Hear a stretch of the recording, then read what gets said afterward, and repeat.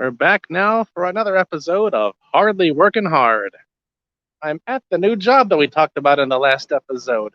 I'm trying to hold the phone more carefully so I'm not covering the microphone on the bottom edge. I wanted to do this little stream inside the building, but the building blocks my cell phone badly enough that although it works a little bit, there's no way in the world it's going to handle a stream. So I came out here. I'm in the rear parking lot, trying to make sure nothing too identifiable is behind me in the scenery. Yeah, that little sign there. They do have cameras here, and I can look at all the security cameras from my laptop computer, so I know which cameras are where and what they can and cannot see, which is why I'm standing here. Uh, this job's okay. Been here a couple of weeks now, and it's good as far as jobs go, I guess. It's a little more of a pain than what I'm used to. The data center I worked at before, for example, if we got in a FedEx delivery, which happened just about every day, uh, the security guards would call me up on the site phone. We had a little iPhone 6 for our site phone. And if I was walking around a building or in my office with the doors closed and the lights out, taking a nap, watching YouTube, playing WoW Classic, or whatever, they'd call me and they would say, FedEx is here. I'd say, okay, beep, hang up the phone, get up, walk out to, well, no, not even walk out, meander out to the loading dock, open a door, and by that time, the FedEx guy has his truck backed up, and he's opening the back door to hand me a package. Hey, how you doing? Fine, how you doing? Okay, yeah, good, whatever.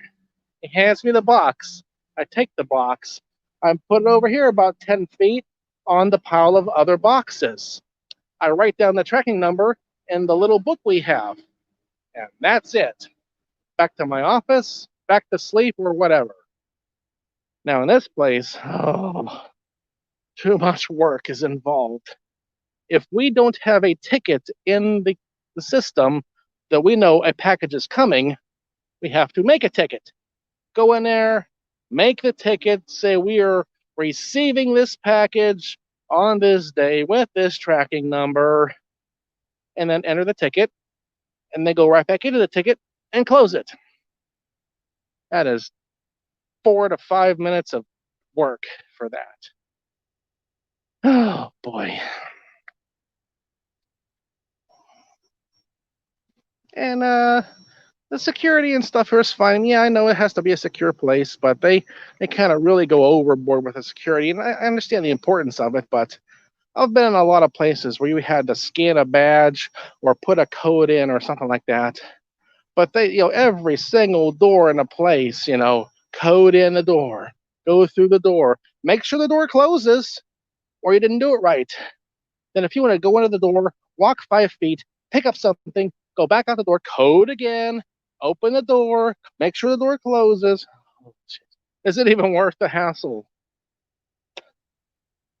Well, I would still much rather be at the data center job I had for over a year. But that can't happen because the place is closing. I'm going to keep in touch with some people I knew from there because chances are some other company will buy the place and reopen it as their own. And if that's the case, I'll say, hey, I've already been in the place for 15 months. Bring me back in, huh? Yeah. So that's kind of a long-term plan. Hey, Bugsy Malone, yes. Yes, that could be a prison yard, huh? Well, I'll keep this episode fairly short. We're already at a little over 4 minutes here. Oh, I'll tell you one more thing. I don't have an office here. They said they were going to build an office partition. They didn't. You walk in the front door of the place. There's a lobby area, maybe 20 feet front to back and 50 feet side to side. And my table and chairs are at one corner of the lobby off to one side. I bring in my laptop to do my stuff on. I have my work laptop and a second monitor for that stuff. And I'm just kind of sitting in the corner of the big lobby. And there are the security sensors in the room. They tell when someone's walking around. But if in my corner of the room, you have to get up and walk about 10 feet to trip the security sensor. So if no one moves for 15 minutes, the 20 lights in the ceiling, all but 2 of them turn off, and I have a nice, reasonably dark room in there to rest and relax in. But if someone comes in the front door, or if I try to walk over to the bathroom, that's enough to trip the lights and it's back on for 15 more minutes again. Now, during the daytime when people are there, that's one thing, but it's like the last 2 hours of the day, everybody but one person is gone. He walks in, uses the bathroom, walks back out. Thanks a lot. Now I got 15 minutes of light here before I can go back to my nice semi-dark room. Hope it was worth it. So, anyhow, that's enough for this episode here. I'll have more comments as time goes on. Part 2 of Hardly Working Hard.